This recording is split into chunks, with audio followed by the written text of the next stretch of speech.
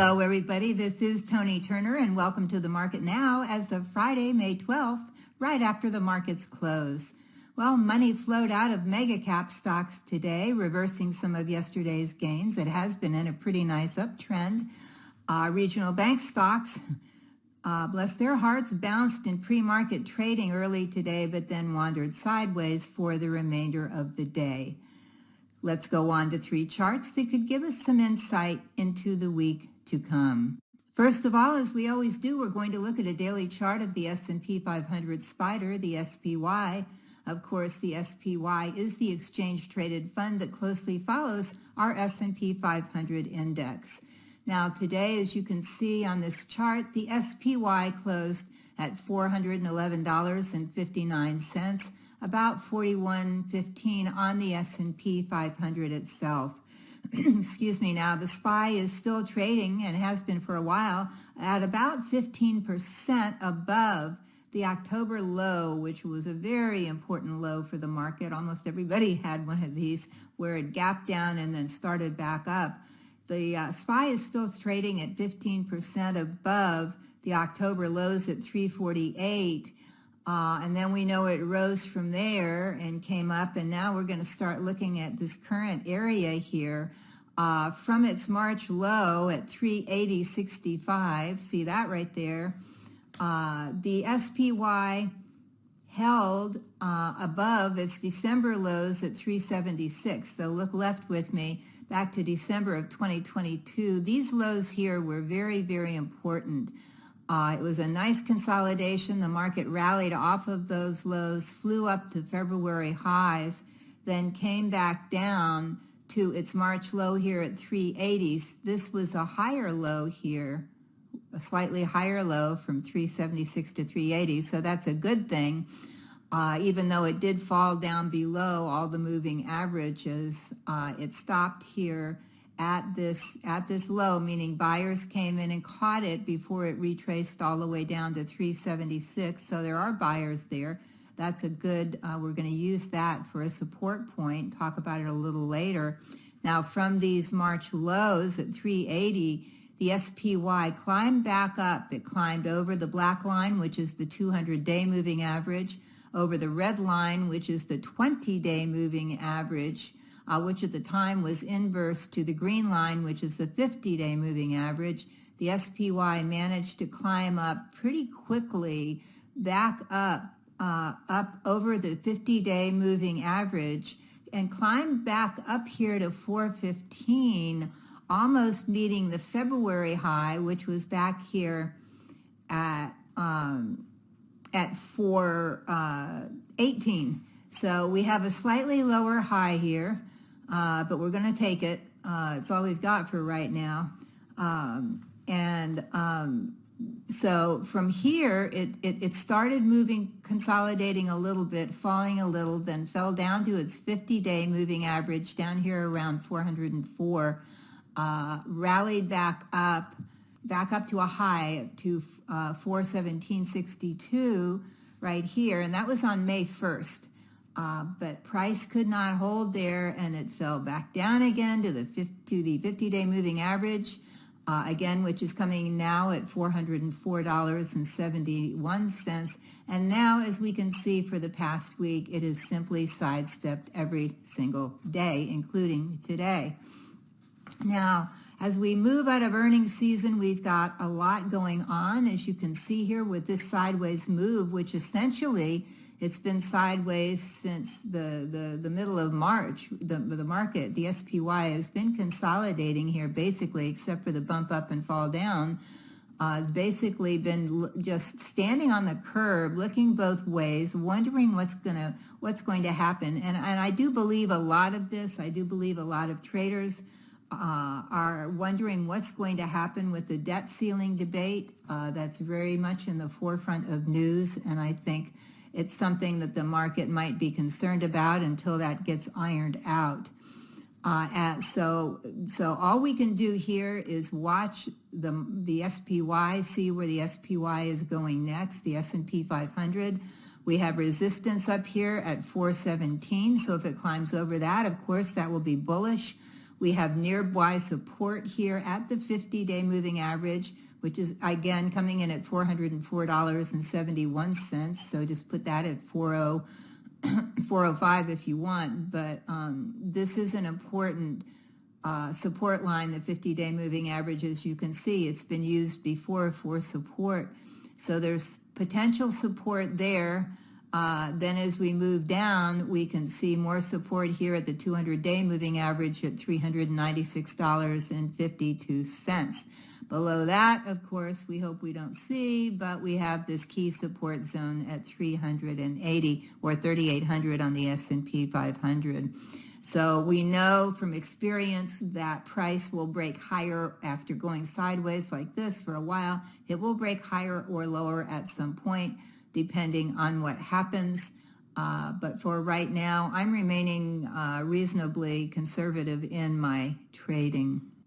The next chart we're looking at today is the Invesco QQQ, symbol QQQ. This ETF represents the NASDAQ 100, the top non-financial companies by market capitalization in the NASDAQ, like Apple, like Amazon, Microsoft, Alphabet, Meta, Tesla, all of those guys.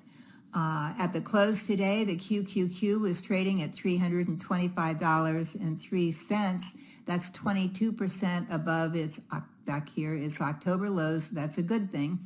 We want it to be at 20% above a major low like that to make sure that we're in a bull market. And right now, the QQQ has done pretty well with all of these momentum stocks, and it has no financial stocks in it. So that's helped it quite a bit. There haven't been any banks dragging it down.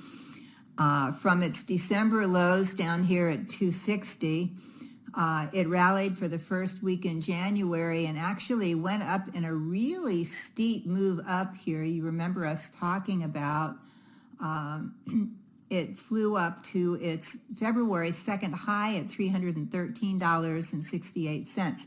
Now, we've talked about when you see a rally that's this is deep, and we talked about it coming up and actually crossing above the overbought line on the 14-day RSI. The overbought line comes in at 70. It traded above, the RSI traded above that.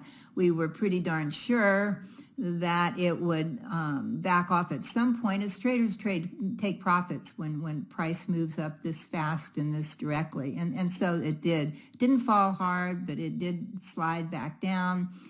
Came back down below its 20-day, its 200-day, slid down to 290 on the 2nd of March, then started rallying again in March, started rallying here, consolidated, moved up again, and now, as I said, we're trading up here. It fell for a couple of days down below the 20-day moving average in April, down to 310, but continued to rally. And we've had a nice rally here. We can't complain about it.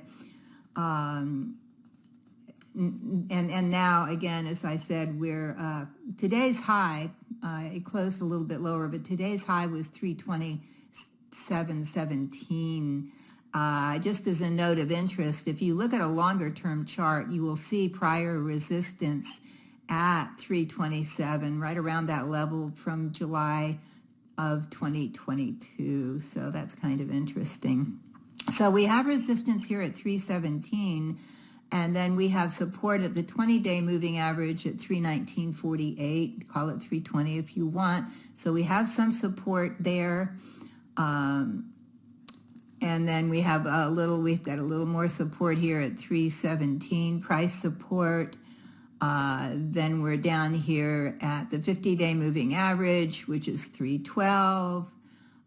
We've got the April low at 310. So we've got a lot of little areas here of support if the Qs need it. If in fact it starts getting, taking back some of its gains here. We could see some volatility creeping in the next week, I do believe. So please remember to protect your capital at all times. Our final chart today shows that I'm thinking conservatively once again here because of any upcoming volatility. I kind of want to be in a place that doesn't usually get hit by a lot of volatility from the stock market. Also, do remember here that cash is a position, and you certainly don't have to be in the market if you have any doubts. Today we're going to look at the Utilities Select Sector Spider Fund, the XLU. It has 30 holdings. Top holdings include NextEra Energy, Southern Company, Duke Energy, and Sempra Energy. Now, the XLU closed today at $69.03. It made a prior high in December. Let's look back left on the chart here. It made a prior high in December of course, last year at $73.79. It made a very steep up move here back in the last quarter of 2022. Very, very steep. Made it up to that high of 73.79, then fell back down to 69 down here, rallied back up again to try to get over the 200-day moving average, couldn't hold, had to come back down and retest this low of 69, then rallied back up in the first part of January, tried to stay over the 200-day moving average, but couldn't do it. Then fell down and took a hard fall here. When you see three lows get hit, and below it, that's not a good sign. Here's a low here, and that, of course, this candle, which closed on the low of the day, was getting a little scary, and the XLU fell pretty dramatically here. It slipped down to the, well, hold on, I'm looking. At the beginning of March, it fell down to 64. That's what I'm looking at right here. Then rallied again, fell back down, but made a little higher low here, rallied again, fell back down to right about 63, not quite to 63, but then started up again nicely here. And started up nicely, moved through the 20-day moving average, the 50-day moving average, then rallied up pretty dramatically here in April, up to the 200-day moving average, which is coming in at $69 right now and 60 cents. So like the rest of the market here, yes, it's a different chart, but you can see for the last month and a half, the XLU has also been moving sideways because remember, utilities are bond-like stocks. A lot of people trade them because they have such good interest rates, and generally they are a defensive stocks. I mean, why are they defensive? Pretty simple stuff. People will usually pay their utilities bills, if nothing else. So you want your lights on and all of that. So utilities pay nice dividends. They are usually a defensive place to be, and that is why I'm looking at it. Plus, the price chart is okay as long as it does well. So let's talk about that. Again, the XLU closed today at $69.03.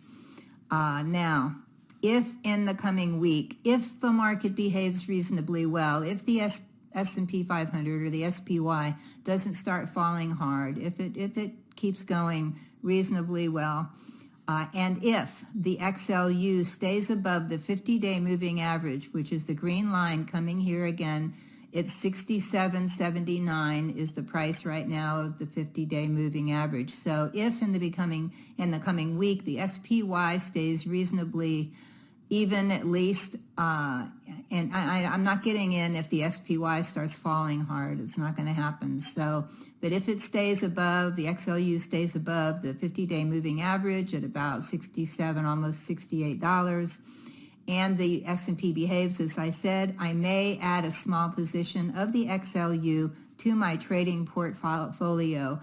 I will use a relatively tight stop. I'm not in a mood to to lose money here. So I will add a relatively tight stop under the 50-day moving average at $67.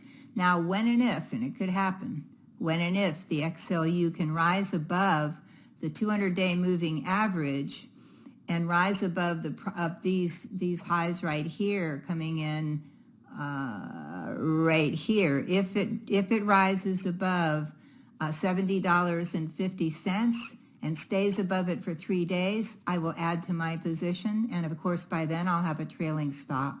So you may want to keep an eye on the XLU in the coming week. Finally, if you'd like to become a more successful trader, this is the perfect time while the market's wandering sideways to check out my trader training programs. You can choose from 10 different online training programs, like our popular flagship product. Gives you so much information. 7 steps to successful trading, plus programs like how to swing trade successfully, how to trade the trend to profits, which is always one of my favorites, how to read charts, great for novices, 3 winning setups for short-term traders, and of course, how to bottom fish like a pro, which is also something I love to do. We also have many more. Find out how to elevate your trading skill set and increase your gains quickly and easily. To see all of my online training programs, simply go to the link on this screen up here, or easier still, just click on the orange button below. Until next week, be careful out there. Keep green on your screen. I'm Toni Turner, and this is The Market Now.